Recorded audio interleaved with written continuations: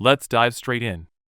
Section 3, when scientists said, "Why the heck not?" Alright folks, gather round cause I gotta tell you the wild tale of the first time a bunch of scientists looked at DNA and said, "Hey, let's mess with this stuff. What could go wrong?" And the rest of the scientists were like, "Heck yeah, why not?" No joke, that's how it started. No plan, no roadmap. Just a bunch of people in lab coats, a table full of test tubes, and a whole lot of confidence. They treated DNA like it was a Lego set. Like, let's take this piece out, slap this other one in, boom, now we got a gene that eats cancer, dodges Alzheimer's, and makes coffee. But the result? More often than not, the lab mouse grew a horn and started freestyling. Honestly, if we got $1 every time a gene editing experiment went sideways, we could have bought our own island with free Wi-Fi and unlimited soda. There was even this one famous case where someone tried turning off a gene in a human embryo, hoping the baby would never get sick. What happened? The baby wasn't even born yet, and its internet got hacked. Not kidding. It was a gene meant to block HIV, but they tweaked it in a way that basically turned the kid into a walking, wireless access point. Even the FBI was like, yeah, we don't know what this is anymore. At one point, CRISPR was the hot new thing. Everyone was like, CRISPR this, CRISPR that, like we were talking about a pizza topping, not a gene editing tool. Someone was like, I CRISPR'd my baby. Now their IQ is higher than Google. Okay, cool. But now your kid can turn off the lights with their eyes and is beefing with Alexa. To be fair, some of the experiments were actually trying to help. Like one team wanted to reprogram DNA so people wouldn't inherit genetic diseases. Sweet, right? But a glitch happened, and the person couldn't walk unless they were holding cheese. No cheese at home? That person just shut down. Like their whole system crashed. Back then, everyone had an opinion. One guy said, treat genes like a phone reset button. Another was like, nah, just update them a little. And one brave soul suggested, let's take the genes out for a nice dinner. Maybe they'll fix themselves. So yeah, moral of the story. When a bunch of super smart, super tired, and super impulsive folks decided to tinker with DNA and said, why not? The results were either hilarious, weird, or both. And now, on to the next disaster. Section 2, genes got scrambled. We just watched. Let me tell you about the time genes went full bananas, and we were just sitting there with popcorn, watching like it was Breaking Bad. Genetic remix. One day, scientists woke up and said, let's fix a broken gene today. We were like, heck yeah, let's go. But in the middle of the job, one of them got distracted by their phone and edited gene B instead of gene A. Then shrugged and went, genes are genes. The result? They were trying to fix a genetic disorder, but instead, the baby born could only breathe when country music was playing. If the radio wasn't tuned to country, that poor kid was out of luck. The mom was like, we've always liked Taylor Swift, but now it's not optional. Another time, a teen tried to fix the gene that causes blindness. Awesome goal, right? Except they accidentally messed with a gene for sleep instead. Now the person couldn't sleep unless you blasted a laser in their face. So yeah, dude had an industrial flashlight rigged over his bed. Power outage? He'd just lie there all night, eyes open, staring into the abyss like a mannequin. Then, there was a case with twins. Scientists tried to tweak their genes so they wouldn't get heart disease. Worked on one twin. The other? Every time they laughed, they sneezed. Not a cute sneeze either, more like an earthquake. The family begged, please stop laughing. Just smile. Please. It got to the point where every time someone said gene editing, we'd all look around like, is this a prank show? Like for real? One guy had a gene for virus resistance replaced, and the only immune response his body had afterward was to chocolate. Everything else? Walked right in like it owned the place. It was like a sushi bar for genes. One day they were like, let's edit skin genes so you don't need sunscreen. The next, that guy couldn't eat fish anymore. Allergic. Like ultra level allergic. So yeah, genes got scrambled. Scientists were DJ mixing DNA, and we were all sitting there like football fans yelling, WHOA. Did you see that? Moral? Editing genes is like tweaking your iPhone settings. Then suddenly Siri switches to Spanish and won't talk to you cause she's mad. Genes went full chaos mode, and all we could say was, hey, at least they tried. Section 1. Just one little edit, and boom, dinosaur? Sometimes you just want to make a tiny tweak, like change one word and boom, whole vibe shifts. But these scientists? They might have overdone it a tad. One guy tried to edit just one little gene, and then boom, dinosaur in the lab. Okay, not a real one, but pretty dang close. It all started when this genius team decided to activate a certain gene in a lizard. Let's see what happens. The lizard was like, I'm down. The result? It didn't just grow. It started roaring like a freaking T-Rex. One of the scientists swore up and down, I think this thing could bite a car in half, and that's just one case. Another team was like, let's give people just a bit more bone growth, just a smidge. But their smidge button was stuck on max power. The guy they tested on grew to like 11 feet tall in 2 months. He's not in the NBA. He can't fit through doors. And remember that one project where they tried putting a dino gene from fossil DNA into a chicken? Yeah, the chicken started growling at the neighbor's cat. Its owner was like, I just wanted eggs, not a Jurassic Park starter pack. Then there's the poor scientist scientist who accidentally activated a tooth-growing gene in a newborn. Baby popped out with teeth. The doctor freaked. Why is this baby smiling at me? Spoiler, it wasn't a smile. That baby was practicing how to bite. Another team wanted to add muscle strength, just a little